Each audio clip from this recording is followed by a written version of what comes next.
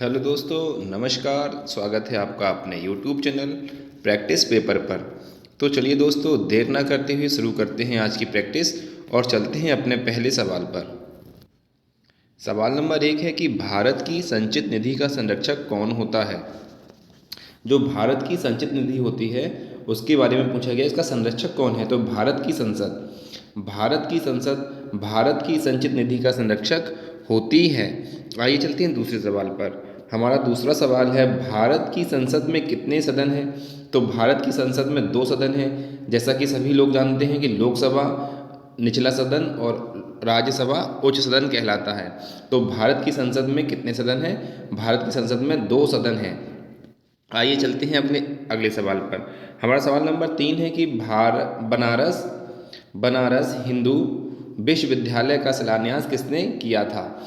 तो बनारस हिंदू विश्वविद्यालय का शिलान्यास लॉर्ड हॉर्डिंग के द्वारा किया गया था। लॉर्ड हॉर्डिंग ने बनारस हिंदू विश्वविद्यालय का शिलान्यास किया था। आइए चलते हैं अगले सवाल पर। हमारा सवाल नंबर 4 है कि उत्तोलक सिद्धांत की खोज किसने की थी।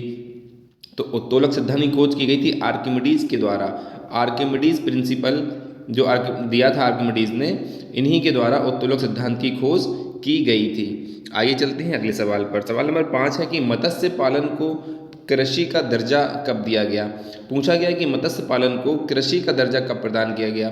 तो ये जून 2015 में जून 2015 में मत्स्य पालन को कृषि का दर्जा प्रदान किया गया। आइए चलते हैं अगले सवाल पर। हमारा सवाल नंबर 6 है कि मिश्रित अर्थव्यवस्था का सिद्धांत किसने दिया था। मिश्रित अर्थव्यवस्था, जो भारत की जो अर्थव्यवस्था है वो मिश्रित अर्थव्यवस्था कहलाती है और इसका सिद्धांत दिया था कीन्स के द्वारा दिया गया था मिश्रित अर्थव्यवस्था का सिद्धांत। आइए चलते हैं अगले सवाल पर।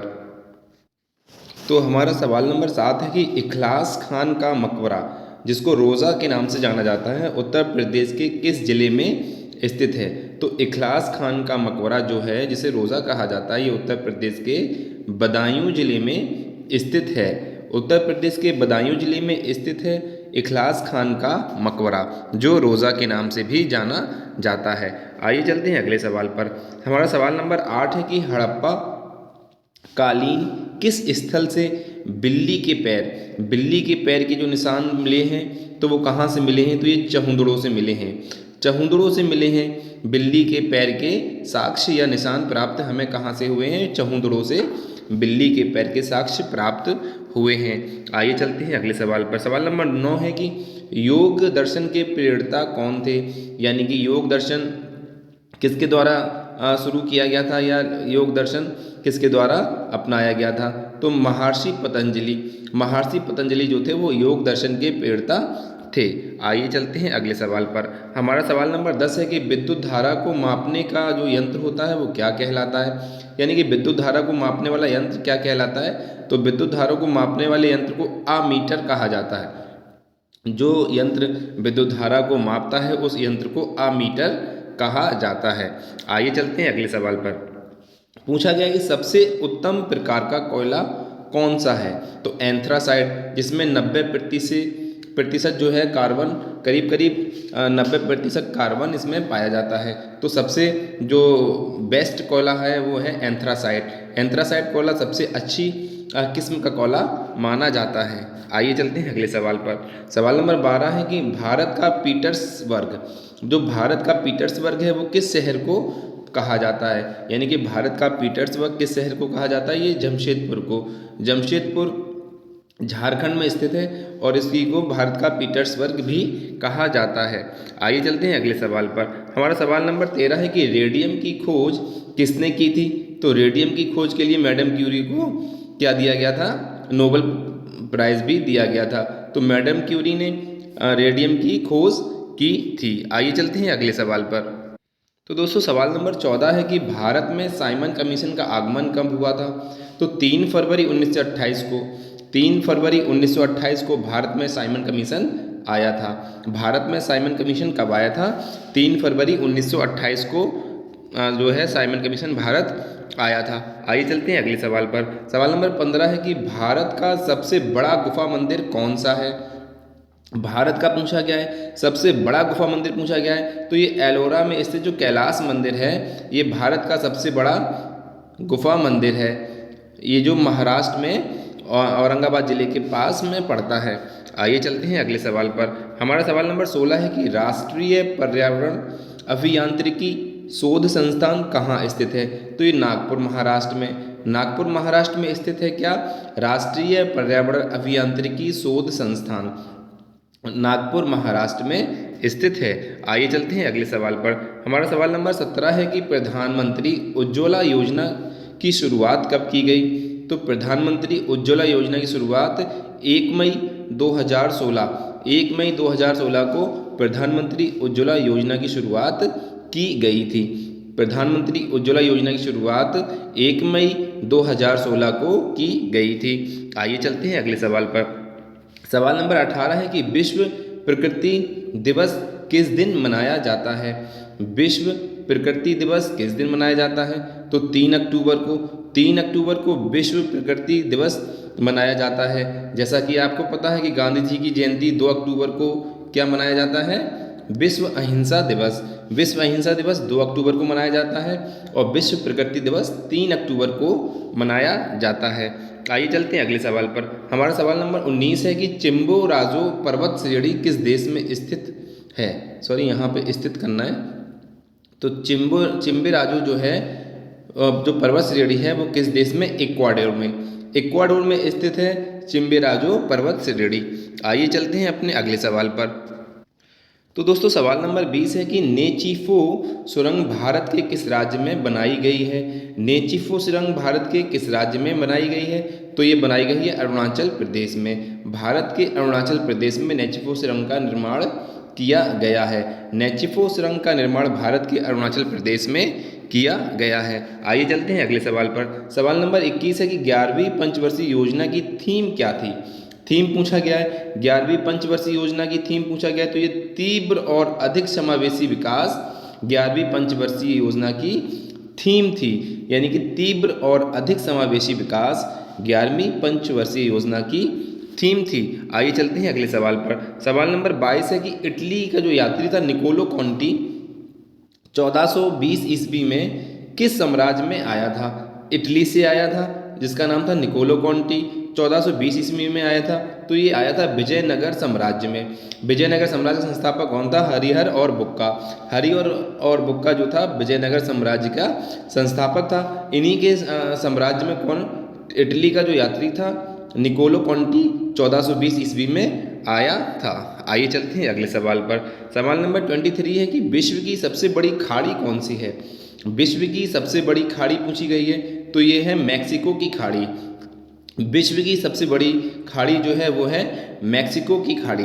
आइए चलते हैं अगले सवाल पर। सवाल नंबर 24 है कि सलहर का युद्ध 1672 ईस्वी में किनके मध्य हुआ था? सलहर का युद्ध हुआ था 1672 में हुआ था। किनके मध्य हुआ था? छत्रपति शिवाजी और मुगलों के बीच में हुआ था। सलहर का युद्ध 1672 ईस्वी में छत्रपति शिवाजी और मुगलों के बीच हुआ था। आइए चलते हैं अगले सवाल पर।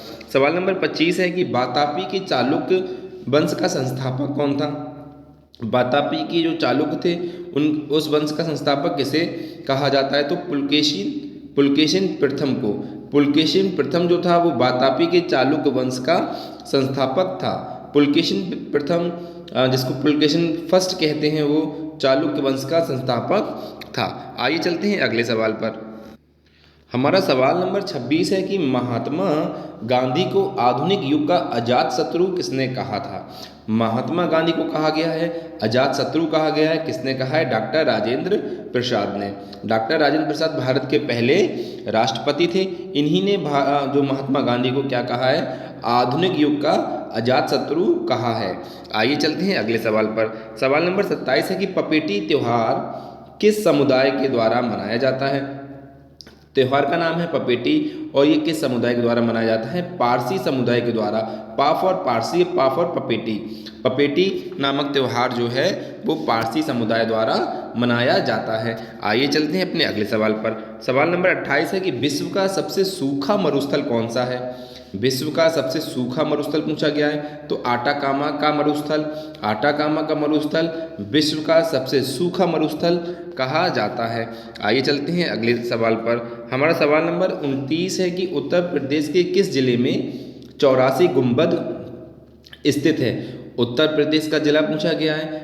84 गुंबद है, वो कहाँ पे स्थित है? उत्तर प्रदेश किस जिले में 84 गुंबद स्थित है? तो ये उत्तर प्रदेश के जालौन जिले में 84 गुंबद स्थित है। आइए चलते हैं अगले सवाल पर। सवाल नंबर 30 है कि चमेरा जल विद्युत परियोजना किस नदी पर बनाई गई है? चमेरा जल विद्युत परियोजना पूछा गया है। कौन सी नदी पर बनाई गई है? तो हिमाचल प्रदेश में बनाई गई है, ये रावी नदी पर। चमेरा जल विद्युत परियोजना हिमाचल प्रदेश में रावी नदी पर बनाई गई है। आइए चलते हैं अगले सवाल पर। सवाल नंबर 31 है कि वेटन कप का संबंध किस खेल से है? कप है वेटन, इसका संबंध पूछा गया है किस खेल से है? तो हॉकी से। हॉकी को भारत का राष्ट्रीय खेल भी कहा जाता है। तो वेटन कप का संबंध हॉकी से है। आइए चलते हैं अपने अगले सवाल पर। सवाल नंबर 32 है कि सफ़ेद धागे का उपयोग करके कपड़ों पर की जाने वाली लयबद्ध कढ़ाई को क्या कहा जाता है? सफ़ेद धागे का यूज़ किया जाता है, कपड़े पर लयबद्ध कढ़ाई की जाती है, तो इसको कहा जाता है चिकनकारी। चिकनकारी जो उत्तर प्रदेश की राजधानी है लखनऊ, वो चिकनकारी के लिए फेमस है और इसका वन डिस्ट्रिक्ट वन प्रोडक्ट भी लखनऊ का चिकनकारी ही है। आइए चलते हैं अगले सवाल पर। हमारा सवाल नंबर 33 है कि इंदिरा गांधी नहर कहाँ से निकाली गई है? इंदिरा गांधी नहर का निर्माण किया गया है, कहाँ से निकाली गई है? हरिके बैराज से। हरिके बैराज से इंदिरा गांधी नहर को निकाला गया है। आइए चलते हैं अगले सवाल पर। सवाल नंबर 34 है कि भारतीय संविधान में कितने प्रकार के न्यायिक आदेश हैं? भारतीय संविधान की बात पूछी गई है, कितने प्रकार के न्यायिक आदेश पूछे गए हैं? तो ये 5 प्रकार के न्यायिक आदेश हैं भारत के संविधान में। आइए चलते हैं अगले सवाल पर। तो दोस्तों ये हमारे वीडियो का आखिरी सवाल है और ये सवाल नंबर 35 है। आइए इसको भी देख लेते हैं। पूछा गया कि नर्मदा और ताप्ती नदियों के बीच कौन सी पर्वत श्रेणी है? नर्मदा और ताप्ती नदियों के बीच कौन सी पर्वत श्रेणी पूछा गया है? तो ये सतपुड़ा पर्वत श्रेणी, सतपुड़ा रेंज जो है वो नर्मदा और ताप्ती नदियों के मिडिल में यानी कि बीच में है। तो दोस्तों ये थे हमारे आज के 35 प्रैक्टिस क्वेश्चन। तो दोस्तों अगर आपको ये मेरा वीडियो पसंद आया हो तो प्लीज़ वीडियो को लाइक करें, वीडियो को शेयर करें, चैनल को सब्सक्राइब करें। थैंक यू दोस्तों, थैंक यू वेरी मच दोस्तों।